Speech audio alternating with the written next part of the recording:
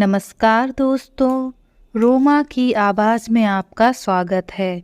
आज की हमारी कहानी का नाम है दहेज एक कुप्रथा। आज 70 वर्षीय वृद्ध मोहनलाल जी फ़ोन पर विनती किए जा रहे थे।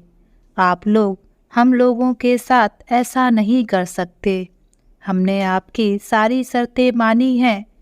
आपने जो जो हम लोगों से मांगा हमने सबका इंतज़ाम कर दिया, लेकिन अब एकदम 25 लाख की गाड़ी का इंतजाम हम नहीं कर सकते। समधी जी, आप लोग हमारी मजबूरी तो समझिए। तभी उधर से आवाज़ आती है, अरे पहले आप तो ये देख लीजिए आपकी बेटी किस घर में ब्याह कर जा रही है। लेकिन समधी जी, कल शादी है।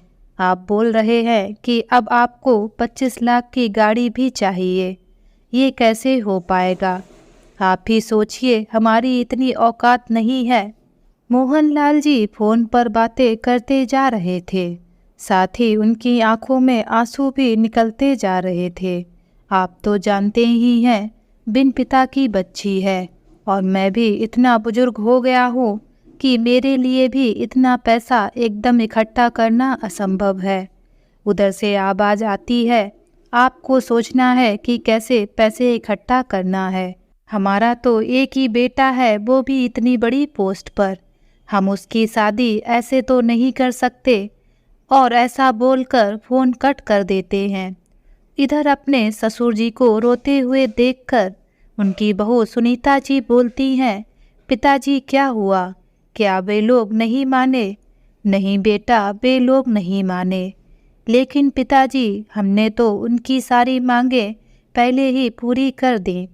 फिर अचानक ये 25 लाख की गाड़ी क्यों मांग रहे हैं, जबकि ये अच्छे से जानते हैं कि हमारी इतनी देने की औकात नहीं है। फिर भी वह इतनी बड़ी डिमांड कर रहे हैं। तभी मोहनलाल जी बोलते हैं, बहू, जब हमने अपनी पोती की शादी का रिश्ता तय किया था तब उनका बेटा सिर्फ बीटेक ही किए हुए था, लेकिन आज उसका सिलेक्शन इनकम टैक्स ऑफिसर के पद पर हो गया है, तो वो ये मांग रहे हैं। पर पिताजी, ये तो सरासर गलत है। लेकिन बेटा, हमारे पास कोई रास्ता भी तो नहीं है। आधे रिश्तेदार घर में आ चुके हैं, कल शादी है। अगर हमने 25 लाख की व्यवस्था नहीं की तो वे शादी तोड़ देंगे। पर पिताजी, हमारे पास तो अब जोड़ घटाकर 5 लाख रुपए ही बचे हैं, जिसमें हमें टेंट वाले, खाने वाले, सजावट वाले जाने किन किन को देना है और अपने रिश्तेदारों को देना है वो अलग से। तभी मोहनलाल जी की आंखों में आंसू देखकर उनकी बहू सुनीता जी बोलती हैं, पिताजी आप रोइए नहीं, अब ऊपर वाला ही कोई रास्ता दिखाएगा। सुनीता जी ऐसा बोल तो रही थी, पर आंसू तो उनके आंखों में भी थे। इधर मोहनलाल जी की पोती सौम्या अपने बेड पर रखे लहंगे को गौर से देखे जा रही थी।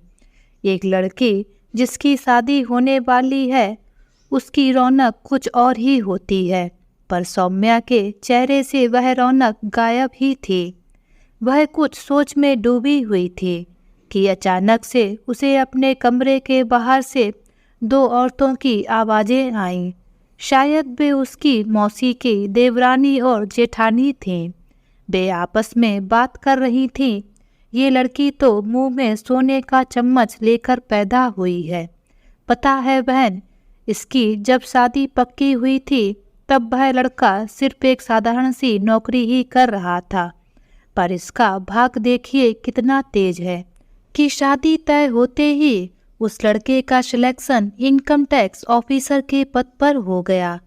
पता है बहन, ये लड़के का आखिरी चांस था।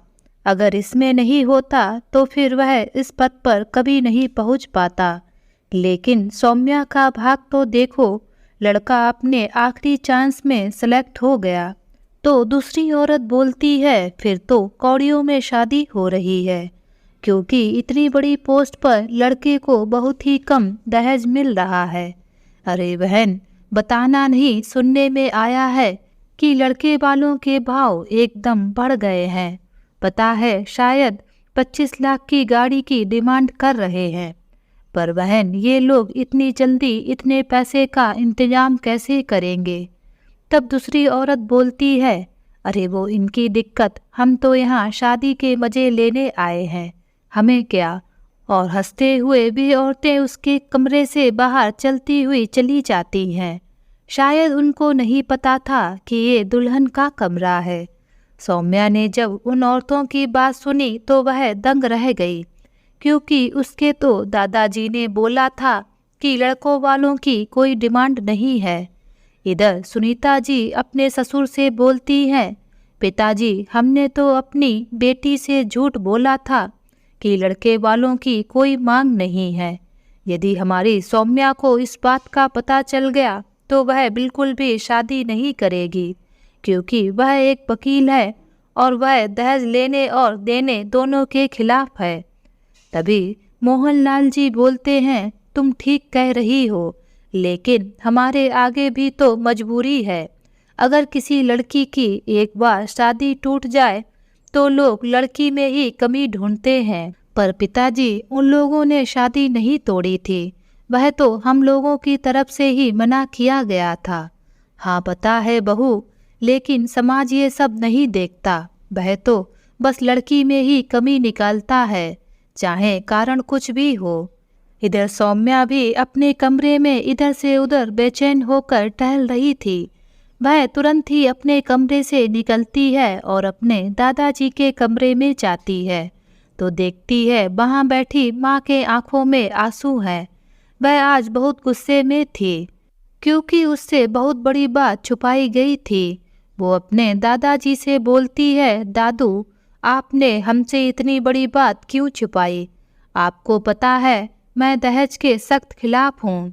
तभी मोहनलाल जी अपनी रौबदार आवाज में बोलते हैं, मैंने तुमको कितनी बार बोला है कि बड़ों के बीच में दखल अंदाजी नहीं करते, मगर दादू आज सवाल मेरी जिंदगी का है। आपने मुझे पहले भी इस बात को नहीं बताया कि आपसे उन्होंने पहले ही दहेज मांगा था और अब तो वे 25 लाख की गाड़ी मांग रहे हैं। तभी मोहनलाल जी बोलते हैं, हमने जो भी फैसला किया है वह कुछ सोच समझ के लिया है, समझी? लेकिन दादू, मैंने तुमसे कहा तुम अपने कमरे में जाओ। तभी सौम्या वहाँ से रोते हुए अपने कमरे में चली आती है और अपने कमरे में पैरों के बल बैठकर मुंह पर हाथ रखकर रोने लगती है और बोलती है, मैं ऐसा बिल्कुल भी नहीं होने दूंगी। फिर वह सोचती है, ऐसा क्या करूं जो इस दहेज को लेने और देने से रोका जाए। मैंने जाने कितने लोगों को दहेज लेने और देने वालों को जेल की चक्की पिसवाई है और आज मैं इस दहेज के चक्रव्यूह में फंस गई हूँ। हे ईश्वर, मेरी मदद करो, मैं इससे कैसे निकल सकूं? तभी वह सोचती है कि क्यों ना आर्यन से बात की जाए।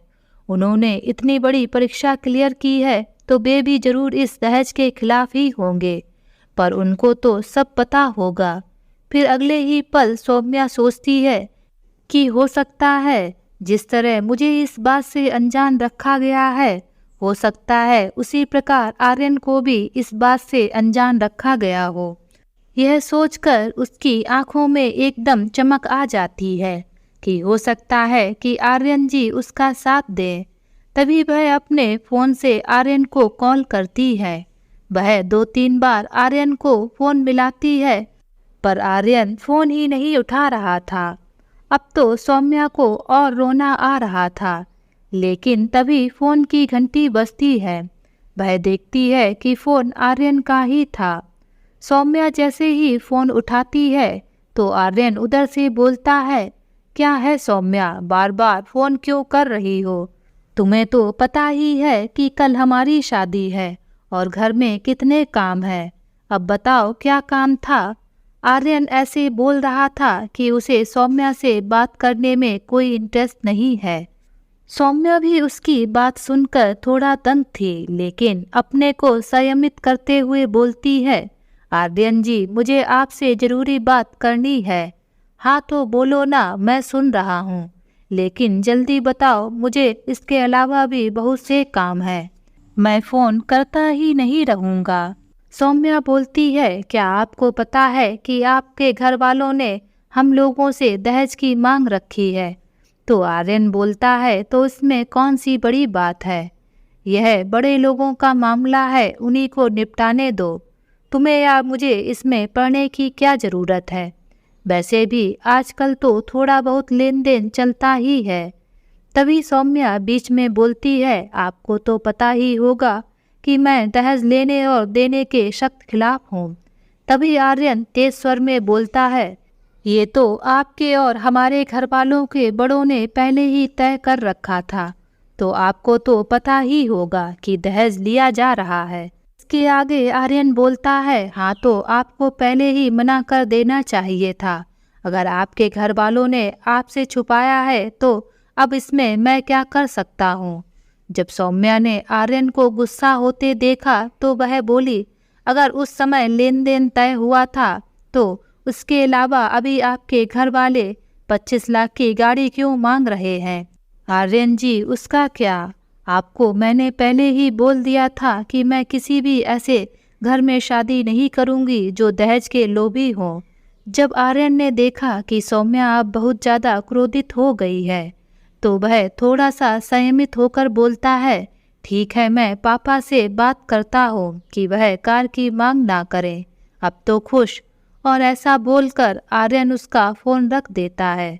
इधर सौम्या कुछ ठीक तो महसूस करती है, पर उसे अभी भी कुछ संदेह लग रहा था आर्यन की बातों पर। वह इसी सोच में घबराई सी बैठी थी। तभी उसके कमरे में उसकी सबसे अच्छी सहेली मोहिनी का प्रवेश होता है। वह इस तरह सौम्या को गुमसुम देखकर बोलती है, सौम्या कहाँ खोई हुई हो? तभी सौम्या मोहिनी की आवाज़ सुनकर एकदम चौंक जाती है और बोलती है, तुम तो एक दिन मेरी जान ही निकाल दोगी। तभी मोहिनी बोलती है, जिसकी जान ना जाने कब निकल चुकी है, उस जान को मैं क्या निकालूंगी। तभी मोहिनी की बात सुनकर सौम्या बोलती है, क्या मतलब है तुम्हारा? मेरा मतलब तुम अच्छे से समझती हो सौम्या, मैं तुमसे क्या बोल रही हूँ, और तुम्हारे चेहरे से साफ साफ समझ में आ रहा है कि तुम इस शादी से खुश नहीं हो। फिर मोहिनी आगे बोलती है, तुम अभी भी प्रशांत जी से प्यार करती हो सौम्या, तुम कभी भी इस शादी से खुश नहीं रह पाओगी। मोहिनी की ये बातें सुनकर तब सौम्या गुस्साते हुए बोलती है, तुमसे मैंने कितनी बार कहा है कि ये फालतू की बातें करने से कोई फ़ायदा नहीं है। तभी सौम्या की छोटी बहन सुनैना भी आ जाती है और बोलती है, सच तो कह रही है मोहिनी दीदी, गलत क्या बोल रही हैं? प्रशांत जी आपको डिजर्व करते हैं। दीदी, आप अपनी बात दादू से क्यों नहीं बोलती हो? वह आपकी बात ज़रूर समझेंगे। तभी सौम्या बोलती है, तुम लोगों को क्या लगता है कि मैंने इस संबंध में दादू से बात नहीं की? अरे उन्हें तो ये लगता है कि प्रशांत मेरे काबिल नहीं रहा। तब मोहिनी बोलती है, लेकिन प्रशांत जी से शादी तो तेरे दादू ने ही पक्की की थी। तुम लोगों का 6 महीने तक रिश्ता भी पक्का रहा। अगर उन लोगों के रिश्तेदारों ने उन्हें धोखा दे दिया तो इसमें प्रशांत जी का क्या कसूर? अरे मुझे सब पता है कि प्रशांत जी के चाचा जी ने धोखे से उसकी सारी ज़मीन जायदाद अपने नाम करा ली। अब उसके पास सिर्फ एक दुकान ही बची है। मैंने जाने कितने बार दादू को समझाने की कोशिश की कि प्रशांत जी मुझे जीवन भर खुश रखेंगे और उनके जैसा जीवन साथी मुझे नहीं मिल सकता, लेकिन मेरे दादू ने मुझे इज्जत का वास्ता देकर रोक लिया। तुम लोग जानते हो कि मैं अपने दादू को ऐसे शर्मिंदगी के साथ जीते हुए नहीं देख सकती, चाहे कुछ भी हो जाए। तभी सुनैना और मोहिनी एक साथ बोलते हैं, लेकिन यकीन कुछ नहीं, समझी तुम दोनों? अब इस टॉपिक पर ज़्यादा डिस्कस नहीं होगा। इधर सुनीता जी की ननद रजनी जी अपने मायके आ जाती हैं और अपने पिताजी के कमरे में जाती हैं। रजनी जी ने ही अपनी भतीजी का रिश्ता कराया था। रजनी जी को देखकर उनकी भाभी बोलती है, जो कि उस समय उनके पिताजी के कमरे में ही थी, दीदी आ गई आप, हम लोग आपका ही इंतज़ार कर रहे थे। हाँ भाभी, मुझे पता है आप मेरा ही इंतजार कर रही होंगी, पर अब बात मेरे हाथ से भी निकल चुकी है। मैंने भी नहीं सोचा था कि ये लोग एकदम से इतनी बड़ी मांग रख देंगे। माना कि इकलौता लड़का है और उसका सिलेक्शन इतनी बड़ी पोस्ट पर हो गया है, लेकिन अपनी बात को भी तो महत्व देना चाहिए। फिर मैंने भी उन लोगों को बहुत समझाने की कोशिश की, लेकिन वे लोग नहीं मान रहे हैं। बोल रहे हैं अगर आपके बस की बात नहीं है तो आप शादी ना करें। हमारे लड़के के लिए एक से बढ़कर एक लड़कियों की लाइन लगी है। तभी सुनीता जी कहती हैं, हे भगवान, हम लोगों को ये किस मुसीबत में फंसा दिया। अगर हम अपनी बेटी की शादी कल नहीं करेंगे तो उसकी तो समाज में बदनामी ही हो जाएगी। लेकिन 25 लाख रुपए की व्यवस्था तो हमारे लिए भी नामुमकिन है। इधर मोहनलाल जी को भी समझ में नहीं आ रहा था कि वे बेचारे करें तो क्या करें। फिर उन्होंने किसी को फ़ोन लगाया। उधर से आवाज़ आती है, हाँ जमींदार साहब, कैसे याद किया? तो मोहनलाल जी उससे बोलते हैं, मुझे 25 लाख रुपए की ज़रूरत है। क्या आप हमें कुछ समय के लिए 25 लाख रुपए उधार दे सकते हैं? उधर से आवाज़ आती है, कैसी बात कर रहे हैं जमींदार साहब, आपके लिए तो सब कुछ हाजिर है, लेकिन जमींदार साहब मेरे पास अभी इतना कैश नहीं है। हाँ, अगर आप चाहें तो कुछ पैसों की व्यवस्था मैं कर सकता हूँ, लेकिन एक बात है जमींदार साहब, अगर आप बुरा ना माने तो कहूँ। अरे हाँ हाँ, बिल्कुल बोलिए, आपने तो हमारी इतनी बड़ी समस्या हल कर दी। मोहनलाल जी बड़े ही खुश होकर बोलते हैं। तभी वह व्यक्ति बोलता है, जमींदार साहब, हम आपको पैसे तो दे सकते हैं, पर इसके लिए आपको अपना घर या खेती की जमीन गिरवी रखनी पड़ेगी। मोहनलाल जी की खुशी एक ही पल में खत्म हो जाती है। वह व्यक्ति बोलता है, और उस पर जो भी ब्याज होगा वह आप हमें महीने के महीने देते रहिएगा। जमींदार साहब, अगर आपको उचित लगे कि आप घर गिरवी रखेंगे या जमीन, वैसा हमें बता दीजिएगा, लेकिन हाँ, इतना पैसा हम आपको एकदम कैश में नहीं दे सकते हैं। अभी हम आपके लिए सिर्फ 15 से 20 लाख की ही व्यवस्था कर पाएंगे। मोहनलाल जी फ़ोन रख देते हैं और कुछ सोच में डूब जाते हैं। तभी रजनी जी और सुनीता जी एक साथ बोलती हैं, क्या हुआ पिताजी? लेकिन वे कुछ नहीं बोलते हैं। वे एक पल सोचने के बाद फिर उस व्यक्ति को फ़ोन लगाते हैं और बोलते हैं, ठीक है, आप पैसे लेकर आ जाइए। और ऐसा बोलकर मोहनलाल जी फ़ोन रख देते हैं। तभी सुनीता जी बोलती हैं, पिताजी, ये आप क्या करने जा रहे हैं? अगर हम अपनी ज़मीन गिरवी रख देंगे तो हमें काफ़ी दिक्कतों का सामना करना पड़ सकता है। पिताजी, अभी आपकी दूसरी पोती की भी शादी करनी है। आपके पोते श्याम की पढ़ाई का भी खर्चा है, वह अलग से। लेकिन बहू, अगर हमने पैसे की व्यवस्था नहीं की तो हमारी बच्ची की समाज में बहुत ज़्यादा बदनामी हो जाएगी। हमारे पास इसके अलावा कोई दूसरा रास्ता नहीं है। अब जो भी होगा वह ईश्वर की इच्छा पर निर्भर है।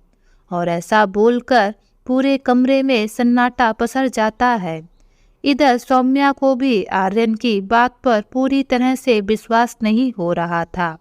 उसको आर्यन का बात करने का ढंग भी बहुत ठीक नहीं लगा। असल में सौम्या को जब आर्यन देखने आया था तब सौम्या ने भी आर्यन में कुछ ज़्यादा दिलचस्पी नहीं दिखाई थी। उसके दिल में तो प्रशांत जी का ही ख्वाब था। इधर आर्यन भी अपनी लंबी लंबी बातें हाँकने में लगा था। उसने भी सौम्या के नेचर के बारे में जानने की बिल्कुल भी रुचि नहीं दिखाई। वह तो अपनी ही बातों को बोले जा रहा था। इस तरह से सौम्या ने भी औपचारिकता ही निभाई थी। सौम्या अभी तक प्रशांत को भूल नहीं पा रही थी। उसने ना जाने कैसे अपने दिल को समझा लिया था, क्योंकि वह अपने दादू को नाराज भी करना नहीं चाहती थी। लेकिन प्रशांत से उसको पहली ही नज़र में एक अलग ही फीलिंग आई थी। वह उसके सीधे स्वभाव और सादगीपूर्ण जीवन से बहुत प्रभावित थे। वह लड़कियों से बहुत ही सलीके से पेश आता था और उनकी बहुत ही इज्जत भी करता था। प्रशांत के पिताजी बहुत ही बड़े जमींदार थे। उनका आसपास बहुत नाम था, लेकिन उनके छोटे ही भाई ने उन्हें धोखा दे दिया। उनके छोटे भाई ने उनकी सारी जमीन जायदाद धोखे से अपने नाम करा ली। देखते ही देखते प्रशांत के घर वाले आसमान से जमीन पर आ गए। इधर सौम्या के दादाजी को जब यह बात पता चली तो उन्होंने सौम्या का रिश्ता प्रशांत से तोड़ दिया। प्रशांत के पिताजी ने मोहनलाल जी को बहुत समझाने की कोशिश की, लेकिन मोहनलाल जी अपनी पोती का जीवन किसी सुरक्षित हाथों में देना चाहते थे, इसलिए उन्होंने किसी की भी एक ना सुनी।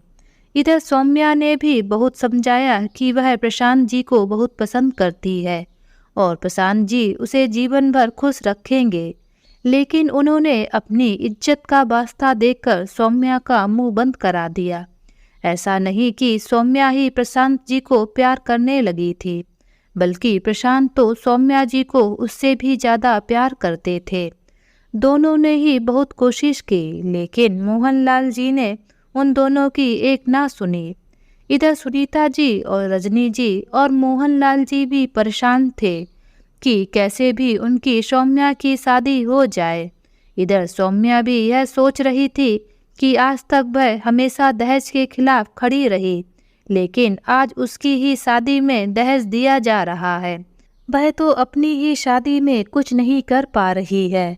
आज उसकी बेचैनी उसके चेहरे पर आराम से देखी जा सकती थी। उसकी बेचैनी को देखकर उसकी सहेली मोहिनी बोलती है, अब तू इतना परेशान क्यों हो रही है? जब तुमने सोच ही लिया है कि तुम्हें शादी करनी है, तो अब क्यों परेशान हो रही हो?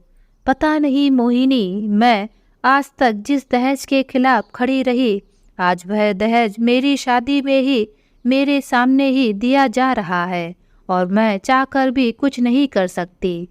तभी सौम्या की छोटी बहन सुनैना बोलती है, दीदी आपको अपनी लड़ाई खुद लड़नी होगी।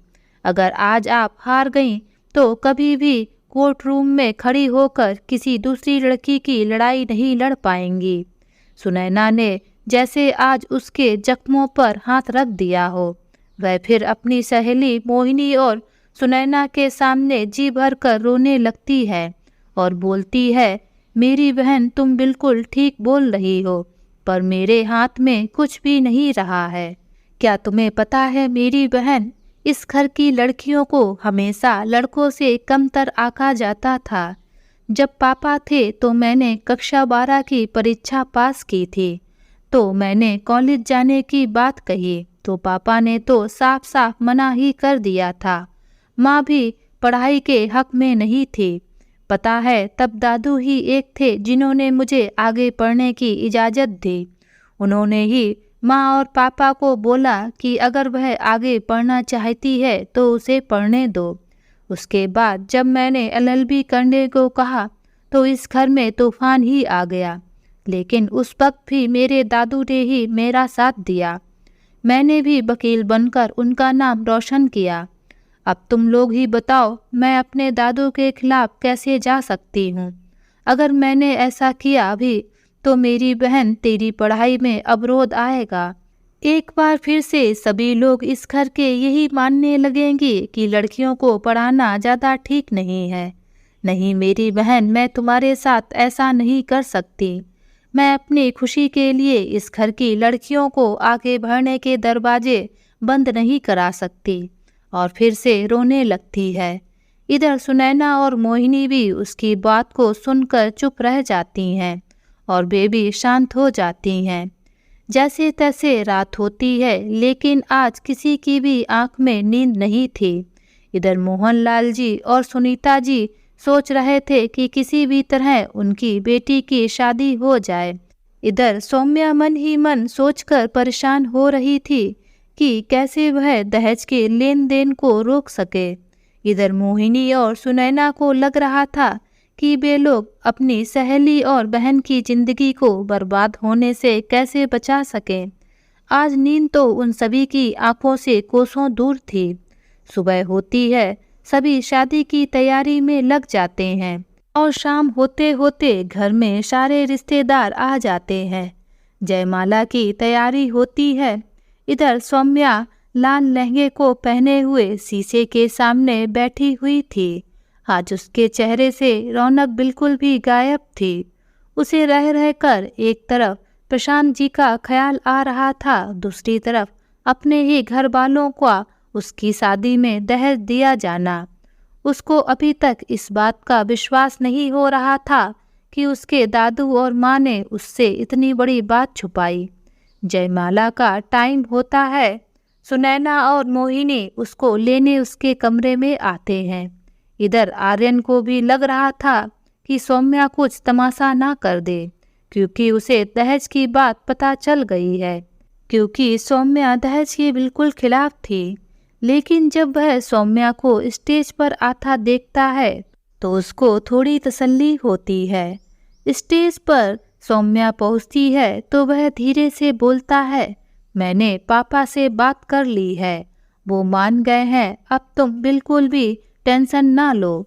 तब जाकर सौम्या को थोड़ा सा सुकून मिलता है और जयमाल का कार्यक्रम संपन्न होता है। तभी सौम्या स्टेज से उतरने लगती है तो आर्यन की नज़र सौम्या के हाथ पर जाती है। वह देखता है कि सौम्या ने सगाई की अंगूठी दूसरी उंगली में पहन रखी है, तो वह सौम्या को रोकता हुआ बोलता है। सौम्या मुड़कर देखती है तो वह बोलता है, बस 2 मिनट, मुझे तुमसे एक बात करनी है। और सौम्या से बोलता है, ये तुमने सगाई वाली अंगूठी दूसरी उंगली में क्यों पहन रखी है? यह सुनकर सौम्या बोलती है, वो आर्यन जी, मेरी उंगली में थोड़ी सी सब्जी काटते हुए चाकू लग गया था, इसीलिए उस उंगली में थोड़ा दर्द हो रहा था, तो मैंने यह अंगूठी इस वाली उंगली में पहन ली। लेकिन सौम्या, आज हमारी शादी है और तुम्हें इतना तो ध्यान रखना चाहिए था कि कम से कम यह अंगूठी उस उंगली में पहने रखो। कोई देखेगा तो क्या बोलेगा? लेकिन आर्यन जी, मेरी उंगली में दर्द हो रहा था, इसीलिए मैंने पहन ली। लेकिन प्लीज़ अभी इसको उसी उंगली में पहन लो, सिर्फ 7-8 घंटे की बात है। लेकिन उस उंगली में मुझे दर्द हो रहा है। तब आर्यन बोलता है, आप समझ नहीं रही है सौम्या, अगर किसी की नज़र आपके हाथ पर पड़ गई तो मेरी क्या इज्जत रह जाएगी? 7-8 घंटे की ही बात है, बस इतने ही टाइम के लिए थोड़ा सा दर्द बर्दाश्त कर लो। सौम्या ठीक है कहकर अपने कमरे में आ जाती है और बेड पर बैठकर प्रशांत को याद करने लगती है। कितना अंतर है आर्यन जी और प्रशांत जी में, और अपने अतीत में खो जाती है। उसके दादू ने उस दिन प्रशांत जी को और उसकी फैमिली को खाने पर बुलाया था। सौम्या खाने की मेज पर सभी के लिए खाना लगा रही थी। तभी प्रशांत जी उसके पास आकर खड़े हो जाते हैं। तभी उनकी नज़र सौम्या की उंगली पर जाती है तो वह सौम्या से बोलते हैं, सौम्या जी, ये आपकी उंगली में क्या हो गया है? तब सौम्या बोलती है, अरे कुछ नहीं, थोड़ा सा सब्जी काटते हुए अचानक से मेरी उंगली में चाकू लग गया था। तो आप ये सगाई की अंगूठी इसमें क्यों पहने हैं? आपको तो दर्द हो रहा होगा। और फिर प्रशांत जी ने वह अंगूठी उस उंगली से निकालकर दूसरी उंगली में पहना दी। अरे प्रशांत जी, यह आप क्या कर रहे हैं? बाहर आपके मम्मी पापा बैठे हुए हैं, वो अगर अंगूठी इस उंगली में देखेंगे तो क्या सोचेंगे? और प्रशांत जी, यह अंगूठी इसी उंगली में पहनी जाती है। तभी प्रशांत जी बोलते हैं, आपको उसमें दर्द हो रहा होगा और अंगूठी चाहे इस उंगली में पहनो या उस उंगली में, कोई फर्क नहीं पड़ता। इसलिए आप बिल्कुल भी चिंता ना करें। जब मैंने आपको बोल दिया, मेरे लिए आपका इस तरह दर्द सहना मुझे बिल्कुल भी पसंद नहीं है। और आप पापा मम्मी की चिंता बिल्कुल भी ना करें। वे आपको तो अपनी बेटी की तरह मानते हैं और वे बिल्कुल भी नहीं चाहेंगे कि उनकी बेटी को किसी तरह की तकलीफ हो। इसलिए आप बिल्कुल ही बेफिक्र रहें। उस दिन प्रशांत जी के विचारों को सुनकर सौम्या उनकी दीवानी ही बन गई। उसने अपने जीवन के लिए जैसे जीवन साथी की कल्पना की थी, प्रशांत जी बिल्कुल वैसे ही थे। तभी सौम्या की फोन की घंटी बजती है। वह उसकी आवाज से एकदम अपनी सोच के भंवर से बाहर आती है और अपने फोन की तरफ देखती है तो उसकी सहेली मोहिनी का फोन था। वह बोलती है, सौम्या तुम कहाँ हो? तब सौम्या बोलती है, और कहाँ हूँ, अपने कमरे में ही हूँ। क्यों, तुम ऐसा क्यों पूछ रही हो? तभी मोहिनी बोलती है, तुम अपनी बकवास करना छोड़ो और जल्दी से बाहर निकल कर आओ, मेरे पास मुझे कुछ दिखाना है, प्लीज सौम्या जल्दी कर। तब सौम्या बोलती है, अरे ऐसा भी क्या दिखाना है जो तुम इतनी परेशान हो? अरे तुम बैठी बैठी वही पंचायत मत करो, जल्दी आओ। ठीक है बाबा, आती हूँ। और फोन कट करके सौम्या मोहिनी के पास जाती है। वह देखती है कि मोहिनी एक दीवार के पीछे खड़ी थी, जहाँ से वह कुछ लोगों को देख रही थी। शायद उनका वीडियो भी बना रही थी। सौम्या जैसे ही मोहिनी के पास जाती है और पीछे से उसके कंधे पर हाथ रखती है तो मोहिनी एकदम चौंक जाती है। अरे सौम्या, तुम तो एक दिन मेरी जान ही निकाल दोगी। अरे तुम्ही ने तो बुलाया था। हाँ हाँ, मैंने तुम्हें बुलाया था, लेकिन तुम ऐसे अचानक पीछे से हाथ रखोगी तो मैं चौंक ही जाऊंगी। अच्छा अच्छा, वो सब छोड़ो, पहले ये बताओ तुमने मुझे यहाँ क्यों बुलाया है? तभी मोहिनी अपने हाथ से सामने की ओर इशारा करती है, जहाँ आर्यन और उसके चाचा का लड़का बैठा था। और मोहिनी ऐसे छिपकर खड़ी थी कि आर्यन की नज़र उस पर नहीं पड़ रही थी। आर्यन के चाचा का लड़का मोहित बोल रहा था, भाई तुमने बहुत अच्छी बाजी खेली। भाभी को भी बिल्कुल शक नहीं होने दिया कि तुमने उनके घर वालों से अपनी बात मनवा ली है और वे 25 लाख आपको गाड़ी देने के लिए तैयार हैं। पर भाई, जब आप भाभी से बात कर रहे थे कि मैंने पापा से बोल दिया है वह 25 लाख रुपए नहीं लेंगे, तो फिर ये सब कैसे हुआ? तभी आर्यन बोलता है, पता है ये सब दिमाग का खेल है, ऐसे ही नहीं मैंने इतनी बड़ी परीक्षा पास की है। वो तो बात है भाई, आपने तो अपने खानदान का नाम ही रोशन कर दिया। लेकिन आर्यन भाई, आप ये तो बताएं, आपने फिर यह सब कैसे किया?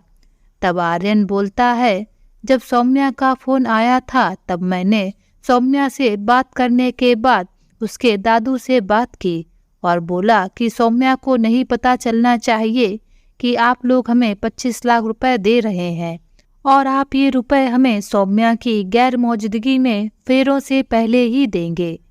पता है, उसके दादू मेरी बात मान भी गए और हाँ, उन्होंने पहले भी हमारी जो मांगे थीं वह पूरी की थीं और हम लोगों को बोला था कि ये बातें सौम्या को ना पता चलें। बड़ी आई हम लोगों को हड़काने वाली। एक बार शादी हो जाने दो, फिर देखो कैसे इसकी वकालत छुड़वाता हूँ। बहुत आसमान में उड़ रही है। मैंने सौम्या के पर ना कतर दिए तो मेरा नाम आर्यन सिंह रायजादा नहीं। तभी मोहित बोलता है, वाह भाई, क्या प्लान बनाया है आपने, आपका तो जवाब नहीं। सौम्या जो मोहिनी के साथ छुपकर यह बातें सुन रही थी, उसके तो पैरों तले जमीन ही खिसक जाती है। उसे तो अपने कानों पर विश्वास ही नहीं हो रहा था कि एक इंसान इतना नीचे गिर सकता है, वह भी अपनी होने वाली पत्नी को नीचा दिखाने के लिए। उसे तो समझ में ही नहीं आ रहा था कि वह करे तो क्या करे। बस 2 घंटे ही शादी के फेरों के लिए बचे थे। जहाँ फेरे हुए वहीं सौम्या की बर्बादी की उल्टी गिनती शुरू हो जाएगी। इधर वह जैसे तैसे अपने कमरे में आ जाती है और उधर फेरों की तैयारी होने लगती है। उसको तो कुछ भी समझ में नहीं आ रहा था कि वह इस चक्रव्यूह से कैसे निकले, क्योंकि उसको यह अच्छे से पता था कि दादू भी उसकी बात को नहीं समझेंगे। उन्हें तो समाज का डर सताए जा रहा था। इधर मोहिनी भी उसके कमरे में आ जाती है और बोलती है, अब तुम किस बात का इंतजार कर रही हो? वह आर्यन तुम्हारी जिंदगी बर्बाद कर देगा। अगर आज तुमने अपनी जिंदगी के लिए कदम नहीं उठाया तो तुम इसके बाद हमेशा के लिए पछताती रहोगी। मोहिनी इतना कुछ बोल चुकी थी, लेकिन सौम्या किसी गहरी सोच में डूबी थी। उसे तो मानो कुछ सुनाई ही नहीं दे रहा था। तभी मोहिनी सौम्या को हिलाकर बोलती है, सौम्या क्या तुम मेरी बात सुन भी रही हो या नहीं? तभी सौम्या बोलती है, मोहिनी सब कुछ बर्बाद हो गया, अब कुछ नहीं बचा। तभी मोहिनी बोलती है, तुम पागल हो गई हो क्या? अभी तक तुम्हारी शादी नहीं हुई है। पर मोहिनी सारे रिश्तेदार आ गए हैं, जयमाला पड़ चुका है, लेकिन अभी भी तुम्हारे फेरे नहीं पड़े हैं। इधर मोहनलाल जी आर्यन के पिताजी को कार के पैसे एक बैग में देते हैं। तभी आर्यन के पिताजी बोलते हैं, आपने बैग में पूरे 25 लाख रुपए ही रखे हैं ना? तो मोहनलाल जी बोलते हैं, हमने बहुत कोशिश की पर 18 लाख रुपए की व्यवस्था हो पाई है। इतना सुनते ही आर्यन के पिताजी का गुस्सा तो 7वें आसमान पर चढ़ जाता है। वह बैग पटकते हुए बोलते हैं, मैंने आप लोगों से 25 लाख की मांग की थी। आपने हमें क्या कोई भिखारी समझ रखा है, जो आप इस तरह हमारे साथ यह व्यवहार कर रहे हैं? अब हमें नहीं करना ये शादी आदि। और पैर पटकते हुए कमरे से बाहर निकल जाते हैं और तेज से चिल्लाकर बोलते हैं, जाने कहाँ भिखारियों से रिश्ता तय कर लिया। मोहनलाल जी और सुनीता जी उनके पीछे पीछे दौड़कर आते हैं और उनको उसी कमरे के सामने रोक लेते हैं जिसमें सौम्या और उसकी सहेली मोहिनी बैठे थे। इधर मोहनलाल जी आर्यन के पिताजी से बोले जा रहे थे, 2-3 महीने में हम आपके बाकी बचे पैसे भी आपको दे देंगे। लेकिन वे तो उनकी एक भी बात नहीं सुन रहे थे। सुनीता जी भी उनके आगे हाथ जोड़े खड़ी हुई थी, लेकिन वे आज किसी की एक भी बात सुनने को तैयार नहीं होते हैं और फोन करके अपने बेटे आर्यन को भी वहीं पर बुला लेते हैं। इधर आर्यन भी तुरंत वहां पहुंच जाता है। तभी आवाजें इतनी तेज हो जाती है कि उनकी चिल्लाने की आवाजें सौम्या के कमरे तक पहुंचने लगती हैं। सौम्या जैसे ही अपने दादू और माँ की आवाज को सुनती है तो वह भी अपने कमरे से बाहर निकलकर आ जाती है। वह देखती है कि आज उसके दादू हाथ जोड़े आर्यन के पिताजी के सामने खड़े हैं और विनती किए जा रहे हैं और आर्यन वहाँ खड़ा खड़ा मंद मंद मुस्कुरा रहा है। धीरे धीरे चिल्लाने की आवाज सुनकर सारे रिश्तेदार भी वहाँ एकत्रित हो जाते हैं। तभी मोहनलाल जी बोलते हैं, समधी जी सिर्फ 7 लाख रुपए की ही तो बात है, आप हमारा यकीन रखिए, हम आपको 2 से 3 महीने के अंदर सारे पैसे दे देंगे।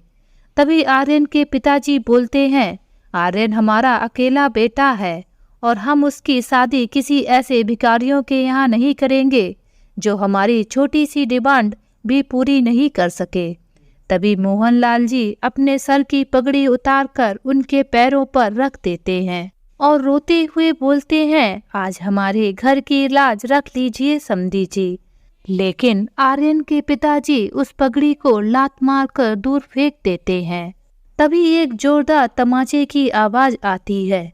तमाचे की आवाज इतनी तेज थी कि वहां खड़े सभी लोग सन्न रह जाते हैं और सबकी नजर उस तमाचे मारने वाले पर चली जाती है। यह तमाचा किसी और ने नहीं बल्कि सौम्या ने आर्यन को मारा था। तमाचा इतनी तेज लगा था कि सौम्या के हाथों की 5 उंगलियां आर्यन के गालों पर छप गई थीं और सौम्या ने तुरंत ही अपने दादू की पगड़ी उठाकर उनके सर पर लगा दी। तभी आर्यन बोलता है, तुम्हारी इतनी हिम्मत तो तुमने तमाचा मारा आर्यन सिंह रायजादा को, अब तो यह शादी किसी कीमत पर नहीं होगी। तभी मोहनलाल जी बोलते हैं, अरे नहीं नहीं बेटा, सौम्या से गलती हो गई, वह अभी आप लोगों से माफ़ी मांगेगी।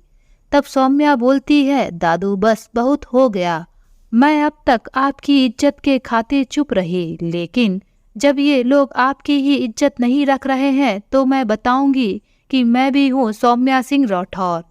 क्या बोला था कि तुम मुझसे शादी नहीं करोगे, अरे तुम्हारी औकात ही क्या है जो तुम मुझसे क्या किसी लड़की से भी शादी करने के लायक नहीं हो। दहेज के लोभी कहीं के। अरे हम लोग को भिखारी बोल रहे थे। तभी सौम्या पास रखे एक छोटे से कटोरा नुमा फूलदान को उठाकर आर्यन के पिताजी के हाथ में रखकर बोलती है, अरे असली भिखारी तो तुम लोग हो और इस कटोरे को ले जाकर सब जगह भीख मांगो। तभी आर्यन सौम्या की ओर गुस्से में बढ़ने लगता है तो सौम्या का भाई श्याम और फूफा जी आर्यन को पकड़कर बोलते हैं, खबरदार जो मेरी बहन और बेटी की तरफ आंख उठाकर देखा तो।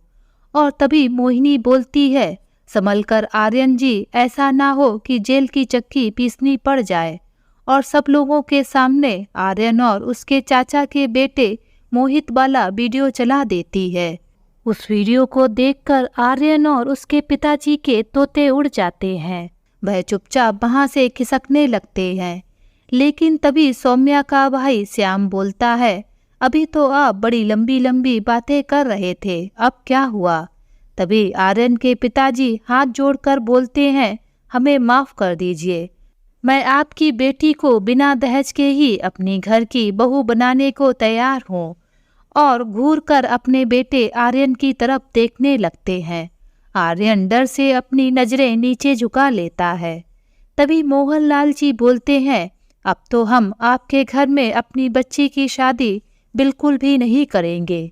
जिस लड़के की सोच अपनी होने वाली पत्नी के लिए इतनी गिरी हुई हो, वहाँ मैं अपनी पोती की शादी हरगिज नहीं करूँगा। आप लोग निकल जाइए यहाँ से। यह सब सुनकर सौम्या दौड़कर अपने दादू के गले लग जाती है और बोलती है, दादू आपसे अच्छा इस दुनिया में कोई दादाजी नहीं है। तभी मोहनलाल जी बोलते हैं, बेटा मुझे माफ़ कर दे, मैं तेरी जिंदगी बर्बाद करने जा रहा था। तुमने मुझे कितनी बार बोला प्रशांत एक अच्छा लड़का है और वह तुम्हें जिंदगी भर खुश रखेगा, पर मैंने तेरी बात नहीं मानी। मुझे माफ़ कर दे मेरी बच्ची। अरे नहीं दादू, आप बर्ड के बेस्ट दादू हैं। तभी मोहनलाल जी और सौम्या की नज़र जैसे ही एक व्यक्ति पर पड़ती है तो वह उस व्यक्ति को देखकर दंग रह जाते हैं, क्योंकि वह व्यक्ति और कोई नहीं बल्कि प्रशांत जी थे। सौम्या एकदम चौंक कर पूछती है, अरे प्रशांत जी आप कैसे यहाँ पर। तो प्रशांत जी बोलते हैं, यह सब तो तुम मोहिनी से ही पूछो, वो ही तुमको सही सही बात बता सकती है कि मैं यहाँ पर कैसे। तो सभी लोग मोहिनी की तरफ गौर से देखने लगते हैं तो मोहिनी हंसकर बोलती है, सौम्या तुम मेरी बेस्ट फ्रेंड ही नहीं मेरी बहन भी हो। तुमने मेरा हर सुख दुख में साथ दिया, जबकि तुम जानती हो मैं एक गरीब परिवार से बिलोंग करती हूँ, लेकिन तुमने हमेशा मेरी पढ़ाई से लेकर मेरी जॉब लगवाने तक हमेशा मेरा साथ दिया। तुमने अपनी पॉकेट मनी खर्च नहीं की, बल्कि मुझे किताबें खरीद कर दी। मुझे अच्छे से याद है उस दिन मैं अपने कॉलेज की फीस जमा नहीं कर पा रही थी और सिर्फ कुछ ही घंटे बचे थे फीस जमा करने में, पर तुमने अपनी तुरंत ही सोने की चैन बेच दी और घर पर तुमने झूठ बोल दिया कि चैन खो गई। अरे वह चैन तुमको कितनी पसंद थी, क्योंकि वह चैन तुमको तुम्हारे पापा ने दी थी। तभी सौम्या बोलती है, अरे बस बस अब मेरी तारीफ बंद कर, अब ये बता कि प्रशांत जी यहाँ पर कैसे आए।